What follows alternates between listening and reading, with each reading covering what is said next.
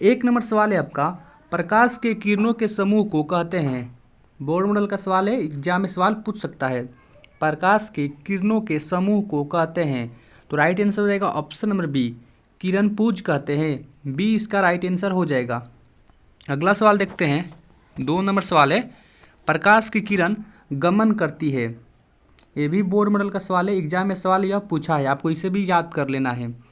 प्रकाश की किरण गमन करती है, तो राइट आंसर हो जाएगा ऑप्शन नंबर ए, सीधी रेखा में। ये इसका राइट आंसर हो जाएगा। 3 नंबर सवाल है, उत्तल लेंस की क्षमता होती है। ये भी बोर्ड मॉडल का सवाल है, आप लोग इसे याद कर ले। उत्तल लेंस की क्षमता होती है, तो उत्तल लेंस की क्षमता हमेशा धनात्मक होती है। बी इसका राइट आंसर हो जाएगा। 4 नंबर सवाल है, सोलर कुकर में प्रयोग किया जाता है। सोलर कुकर में प्रयोग किया जाता है, तो इस सवाल का जवाब आप लोग कमेंट बॉक्स में बताएं। अगला सवाल देखते हैं 5 नंबर, अवतल लेंस की क्षमता होती है। अवतल लेंस की क्षमता होती है, ये भी आपका बोर्ड मॉडल का सवाल है, आप लोग इसे याद कर ले। तो अवतल लेंस की क्षमता हमेशा ऋणात्मक होती है। ये इसका राइट आंसर हो जाएगा। 6 नंबर सवाल है, प्रकाश का वेग न्यूनतम होता है। प्रकाश का वेग न्यूनतम होता है, तो प्रकाश का वेग न्यूनतम कांच में होता है। डी इसका राइट आंसर हो जाएगा। अगला सवाल देखते हैं। 7 नंबर सवाल है, मोटर गाड़ी के चालक के सामने लगा रहता है। ये भी बोर्ड मॉडल का सवाल है, एग्जाम में सवाल पूछ सकता है। मोटर गाड़ी के चालक के सामने लगा रहता है, राइट आंसर है ऑप्शन नंबर बी, उत्तल दर्पण। बी इसका राइट आंसर हो जाएगा। 8 नंबर सवाल है, प्रकाश के परावर्तन के कितने नियम हैं। ये भी आपका बोर्ड मॉडल का सवाल है, आप लोग इसे याद कर ले। प्रकाश के परावर्तन के कितने नियम हैं, तो प्रकाश के परावर्तन के मात्र 2 नियम हैं। बी इसका राइट आंसर है। 9 नंबर सवाल है, उत्तल लेंस को कहते हैं। उत्तल लेंस को कहते हैं, ये भी आपका बोर्ड मॉडल का सवाल है, आप लोग इसे याद कर ले। तो उत्तल लेंस को अभिसारी लेंस कहते हैं। ये इसका राइट आंसर है। 10 नंबर सवाल है, अवतल लेंस को कहते हैं। ये भी आपका बोर्ड मॉडल का सवाल है, आप लोग इसे भी याद कर ले। तो अवतल लेंस को हम अपसारी लेंस कहते हैं। सी इसका राइट आंसर हो जाएगा। अगला सवाल देखते हैं 11 नंबर, साइड मिरर के रूप में प्रयुक्त होता है। साइड मिरर के रूप में प्रयुक्त होता है, तो इस सवाल का जवाब आप लोग कमेंट बॉक्स में बताएं। 12 नंबर सवाल है आपका, मोटर कार के हेडलाइट में किसका प्रयोग होता है। मोटर कार के हेडलाइट में किसका प्रयोग होता है, तो राइट आंसर है ऑप्शन नंबर सी, अवतल दर्पण का उपयोग होता है। सी इसका राइट आंसर हो जाएगा। 13 नंबर सवाल है, लेंस की क्षमता का एसआई मात्रक होता है। आपको बता दें कि एसआई मात्रक से हमेशा 2 या 3 सवाल एग्जाम में पूछता है, आपको इसे याद कर लेना है। तो लेंस की क्षमता का एसआई मात्रक डायऑप्टर होता है। ये इसका राइट आंसर हो जाएगा। 14 नंबर सवाल है, लेंस में मुख्य फोकस की संख्या कितनी होती है। लेंस में मुख्य फोकस की संख्या कितनी होती है, तो लेंस में मात्र 2 मुख्य फोकस की संख्या होती है। तो इसका ए इसका राइट आंसर है। अगला सवाल देखते हैं 15 नंबर, दाढ़ी बनाने में कौन सा दर्पण प्रयुक्त होता है। बता दें कि सवाल आपका बोर्ड मॉडल का सवाल है, सवाल एग्जाम में बार बार पूछा है, आपको इसे भी याद कर लेना है। तो दाढ़ी बनाने में हम अवतल दर्पण का उपयोग करते हैं। सी इसका राइट आंसर हो जाएगा। 16 नंबर सवाल है, विभवांतर का एसआई मात्रा क्या होता है। ये भी सवाल एग्जाम में बार बार पूछा है, आप लोग इसे भी याद कर ले, बोर्ड मॉडल का सवाल है। तो विभवांतर का एसआई मात्रक वोल्ट होता है। डी इसका राइट आंसर हो जाएगा। अगला सवाल है 17 नंबर, विद्युत प्रतिरोध का मात्रक है, यानी विद्युत प्रतिरोध का एसआई मात्रक क्या है। तो विद्युत प्रतिरोध का एसआई मात्रक ओम है। सी इसका राइट आंसर हो जाएगा। अगला सवाल है 18 नंबर, आवेश का एसआई मात्रक होता है। आवेश का एसआई मात्रक होता है, ये भी सवाल आपका बोर्ड मॉडल का सवाल है, एग्जाम में पूछ सकता है। तो आवेश का एसआई मात्रक कूलम्ब होता है। डी इसका राइट आंसर हो जाएगा। 19 नंबर सवाल है, विद्युत बल्ब का तंतु किस धातु का बना होता है। विद्युत बल्ब का तंतु किस धातु का बना होता है, तो विद्युत बल्ब का तंतु टंगस्टन का बना होता है। बी इसका राइट आंसर हो जाएगा। 20 नंबर सवाल है, निम्न में कौन अभिक्रिया के लक्षण है। निम्न में कौन अभिक्रिया के लक्षण है? तो राइट आंसर है ऑप्शन नंबर डी, इनमें से सभी। ए बी सी ये तीनों अभिक्रिया के लक्षण है, तो राइट आंसर हो जाएगा ऑप्शन नंबर डी, इनमें से सभी। अगला सवाल देखते हैं 21 नंबर। निम्न में कौन ऑक्सीकरण नहीं है? निम्न में कौन ऑक्सीकरण नहीं है? तो राइट आंसर है ऑप्शन नंबर डी, अवक्षेपण। अवक्षेपण ऑक्सीकरण नहीं है, बाकी ये तीनों दहन, श्वसन, भोजन, पचना ऑक्सीकरण है, तो इसका डी राइट आंसर हो जाएगा। अगला प्रश्न देखते हैं 22 नंबर सवाल है। निम्न में कौन सा समीकरण संतुलित है? बोर्ड मॉडल का सवाल है, एग्जाम में पूछ सकता है। निम्न में कौन सा समीकरण संतुलित है? तो राइट आंसर हो जाएगा option number B, H2+Cl2 -2HCl। B इसका राइट आंसर हो जाएगा। बी जो समीकरण दिया है वह संतुलित समीकरण है, बाकी ये तीनों नहीं है। अगला सवाल देखते हैं 23 नंबर सवाल है।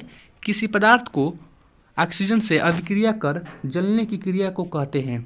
तो जलने की क्रिया को दहन कहते हैं, ये इसका राइट आंसर हो जाएगा। 24 नंबर सवाल है आपका, श्वसन किस प्रकार की रासायनिक अभिक्रिया है? बोर्ड मॉडल का सवाल है, आप लोग इसे याद कर ले, एग्जाम में सवाल पूछा है। श्वसन किस प्रकार की रासायनिक अभिक्रिया है? तो राइट आंसर है ऑप्शन नंबर ए, श्वसन एक उपचयन अभिक्रिया है, ये इसका राइट आंसर हो जाएगा। 25 नंबर सवाल है।